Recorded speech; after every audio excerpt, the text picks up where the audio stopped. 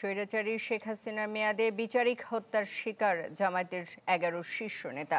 এ অভিযোগ করেছেন দলটির আমির ডক্টর শফিকুর রহমান। রাজধানীর কাকরাইলে জরুরি সংবাদ সম্মেলনে তিনি বলেন, সত্যকে কখনো চেপে রাখা যায় না। এটিএম আজহারুল ইসলামের খালাসের রায়ে সেটি আবারও প্রমাণ হয়েছে। গ্লিটারের টুইন লেমন ও অ্যান্টিব্যাকটেরিয়াল ফর্মুলা বাসনকে চকচকে জীবাণুমুক্ত করে আমাদের দেয় গ্লিটার গ্যারান্টি। আপিলের রায়ে এটিএম আজহারুল ইসলাম খালাস পাওয়ার পর জরুরি সংবাদ সম্মেলন করে জামায়াতে ইসলামী।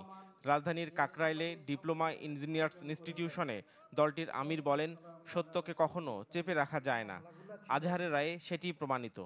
বিচারের নামে এই প্রহসন ছিল just genocide of the justice. আর আজকে আমাদের আদালত বলেছে, আপিল বিভাগ, মিসক্যারিয়েজ of the justice.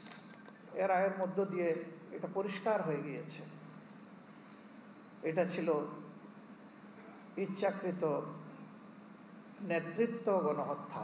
Bangladesh doctor Shafiqur রহমানের অভিযোগ, তাদের দলকে নেতৃত্ব শূন্য করতে পাতানো বিচারে 11 শীর্ষ নেতাকে হত্যা করেছে স্বৈরাচারী সরকার।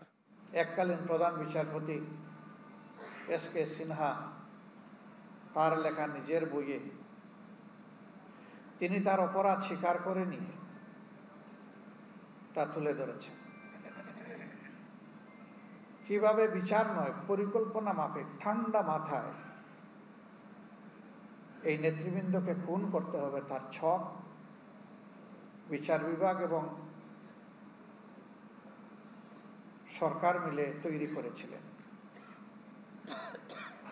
এর পাশাপাশি এমন পরিবেশ বাংলাদেশে সৃষ্টি করা হয়েছিল যে এই পরিবেশে অন্যায়ের বিরুদ্ধে প্রতিবাদ করার সামান্য কোনো সুযোগ রাখা হয়নি। জনগণের ভালোবাসা আর সমর্থনে দেশ পরিচালনার দায়িত্ব পেলে প্রতিশোধের রাজনীতির অবসান ঘটাবে বাংলাদেশ জামায়াতে ইসলামী। আমরা প্রতিশোধ নেইনি, আপনারা দেখেছেন, কিন্তু আমরা ন্যায় বিচার চাই। নাফিউল ইসলাম লিংকন, চ্যানেল 24, ঢাকা।